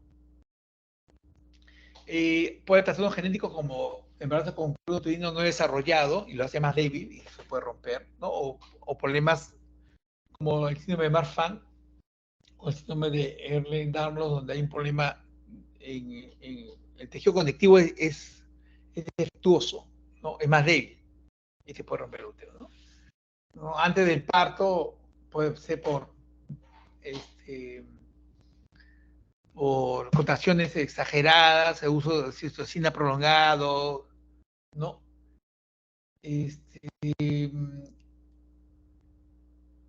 Puede haber, ¿qué te digo? ¿Qué les digo? Perforación por catéter de presión. Eso ya se usa ya hace muy poco. Antes se pasaba un catéter por intraútero para hacer cardiotocografía interna, que ya no se hace. ¿Ya? La versión externa es un factor de riesgo, evidentemente, ¿no? La solicitud uterina, ya sea por polidramios, ¿no? Embarazos múltiples, ¿no? Y durante el parto, cuando hace una versión interna para el segundo gemelo, sacarlo por parto vaginal, cosa que ya no se hace porque ya los gemelos generalmente terminan en cesárea. Si el segundo no es cefálico, termina en cesárea. Antes no, antes los gemelos, si primero era cefálico, iba a parto vaginal. Y el segundo gemelo no era cefálico, era podálico, era transverso, se hacía versión interna. Salía primero y lo volteaba. Eso ya no se hace. Solo se da parto vaginal los dos gemelos cefálicos. Nada más. Todo el resto van a cesárea. ¿Ok? Bueno, y adquirida puede ser por placenta creta, por ejemplo, es más fácil que se rompa el útero. Cuando sale la placenta, lo que pasa es que el útero, a veces la placenta no sale. Hay retención placentaria porque hay acretismo y hay un incretismo, ¿no? Y a veces fuerza la salida de la placenta, ¿no? Y eso se ha visto cuando hacemos cesárea, que la placenta está agarrada y a veces está dura y jalan con fuerza y se sale con músculo y todo. Y se queda la cerosa sola, se queda. Entonces ahí puede condicionar una rotura uterina. ¿Ok? Entonces, ya esto es lo mismo. Entonces, en resumen, la cirugía uterina previa es un factor de riesgo importante, como sería previa miomettomía. El parto vaginal traumático es otro problema, o sea, cuando existe un ventado, cuando hay versión y gran extracción en los gemelos. La maldita maniobra de Christeller, que ya está proscrita, que no debe usarse. A veces el feto no sale y la cabeza se ha quedado en más tres, ahí está pujando, la paciente está ya coronando y no sale, y ahí viene nada, ya, y comienzan a presionar el útero, a hacer la famosa maniobra de Christeller, que es una maniobra descrita en el siglo XIX, allá por 1665, por Samuel Christeller.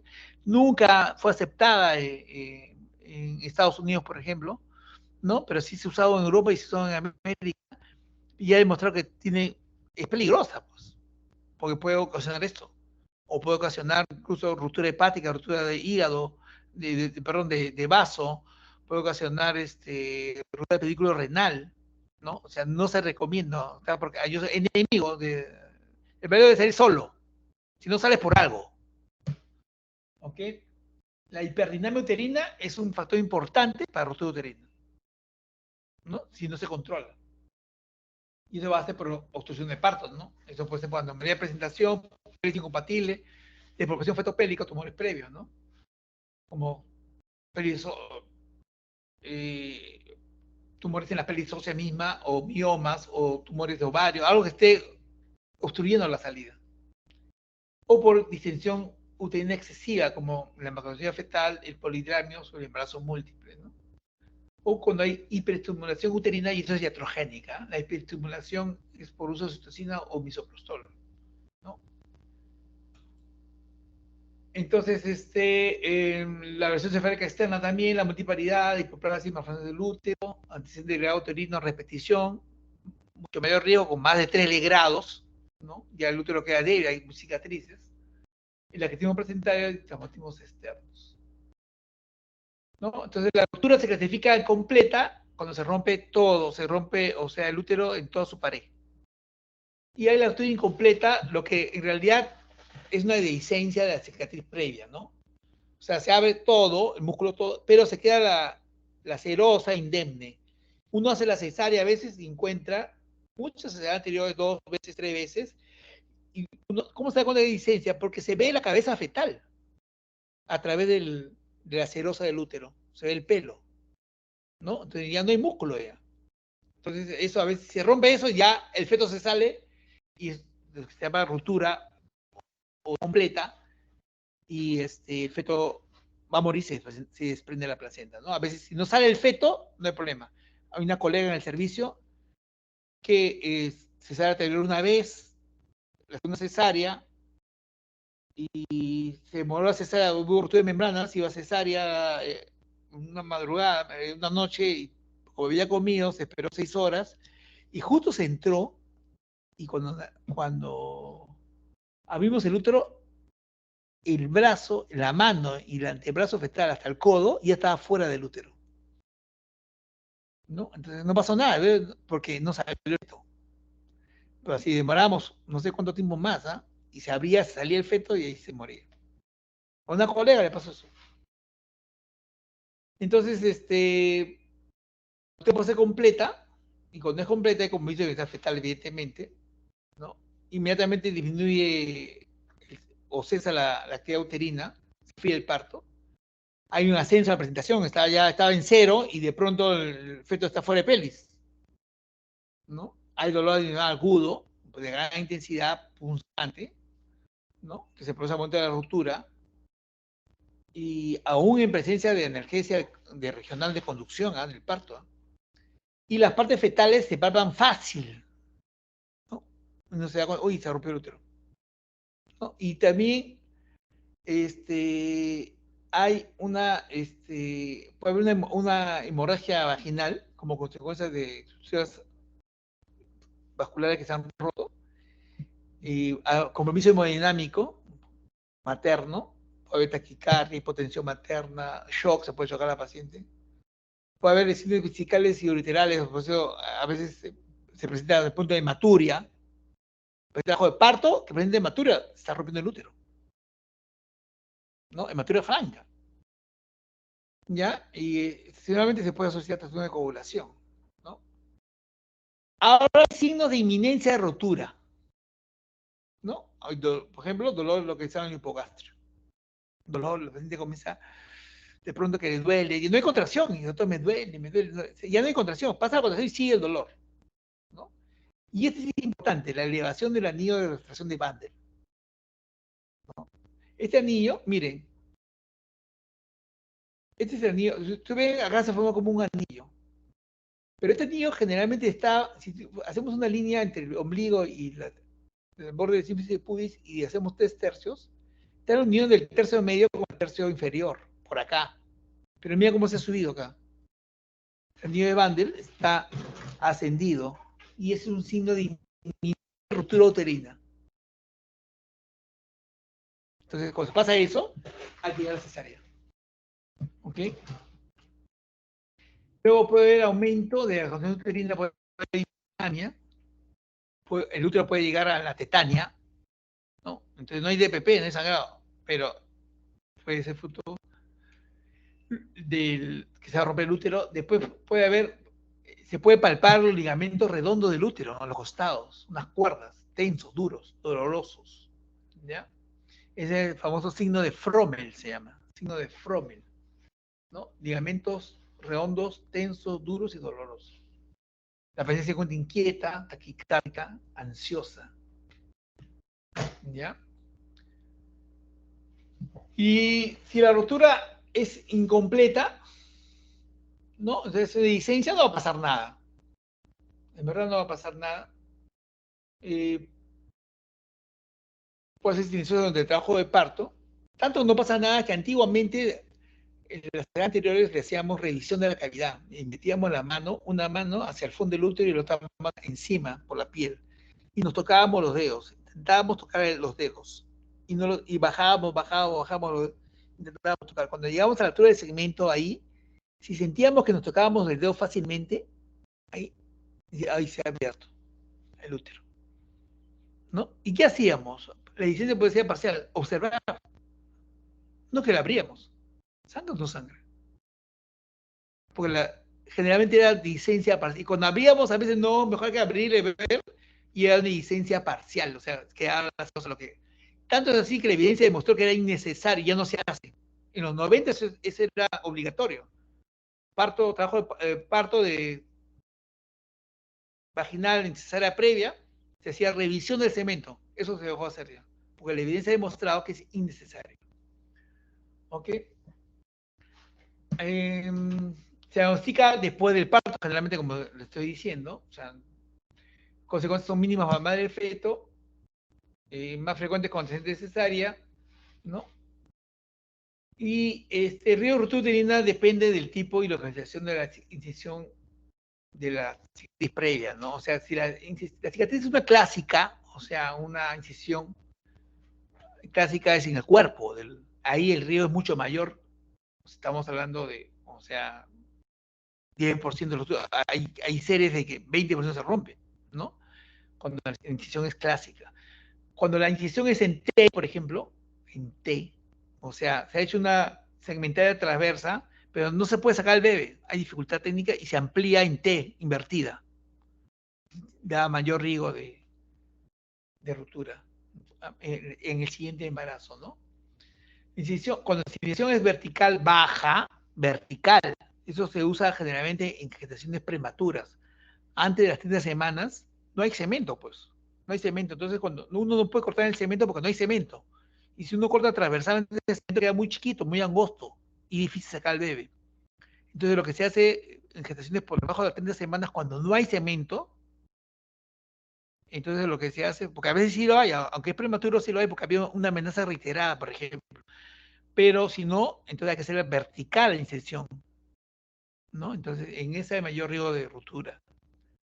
¿Ok? O cuando la incisión es baja, transversa baja, es la que es muy infrecuente que se rompa el útero, ¿no?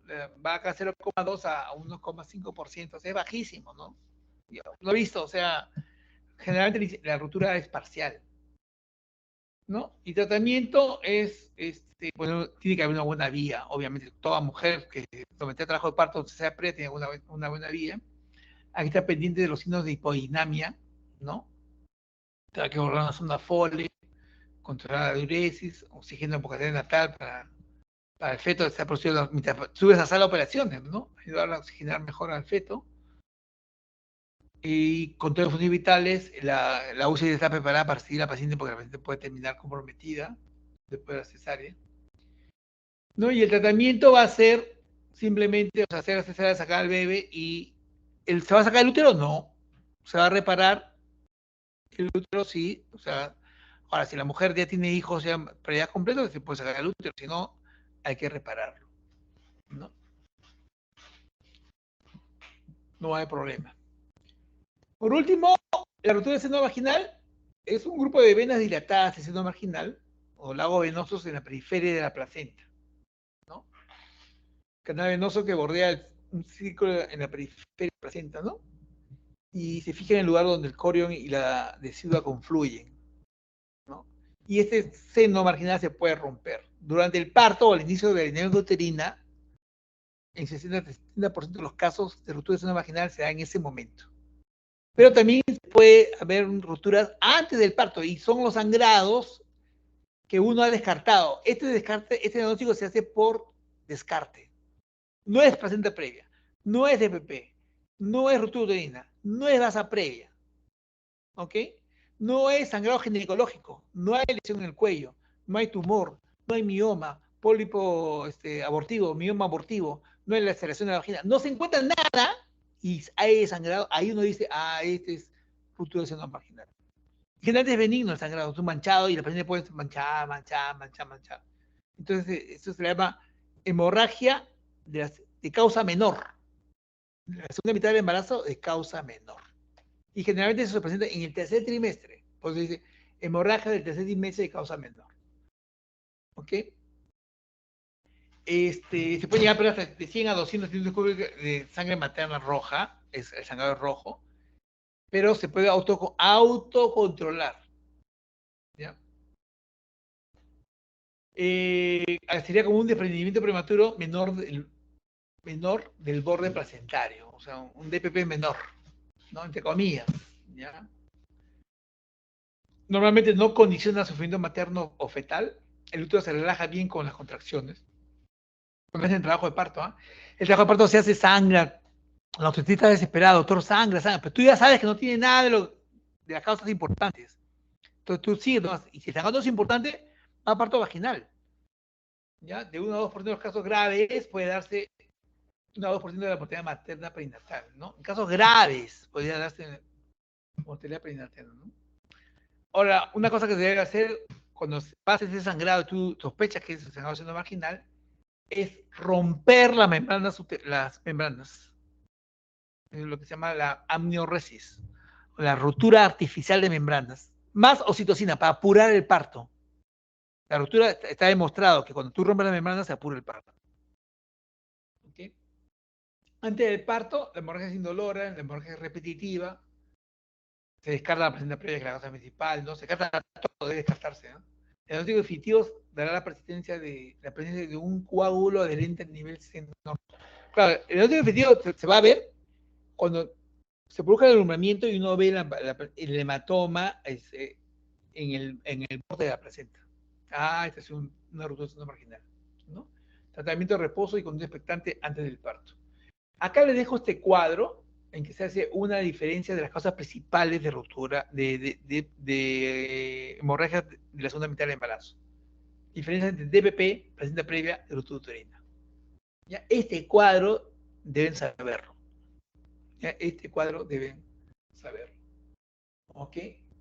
Díselo, acá está todo lo que les he dicho y sabiendo esto, ustedes van a saber diferenciar entre cuando es DPP y una placenta previa, lo más raro, una ruptura uterina. ¿Ya? Conclusiones, la hemorragia es una de las causas más frecuentes y potencialmente más graves en la consulta de urgencias durante la gestación. Primera causa directa de muerte materna en el Perú. Y en la segunda mitad del embarazo, las tres entidades que abarcan el mayor porcentaje de hemorragia son la placenta previa, el DPP y la ruptura uterina. Los DPP y placenta previa y DPP son clínicamente excluyentes. La relación entre la placenta previa y el efectivo placentario es directamente proporcional al número de cesáreas previas. La hipertensión materna se asocia a un mayor riesgo de DPP. La ruptura uterina es un fenómeno poco frecuente. En la base previa, el resultado prenatal es bueno cuando el diagnóstico es prenatal. La ruptura del seno marginal normalmente no condiciona el sufrimiento materno o fetal. Esta bibliografía donde hemos sacado todo lo que hemos dicho está en estos libros. ¿Okay? Eso fue todo. Lean bien las conclusiones, porque en las conclusiones pueden salir preguntas para el examen. Bien, ¿alguna pregunta?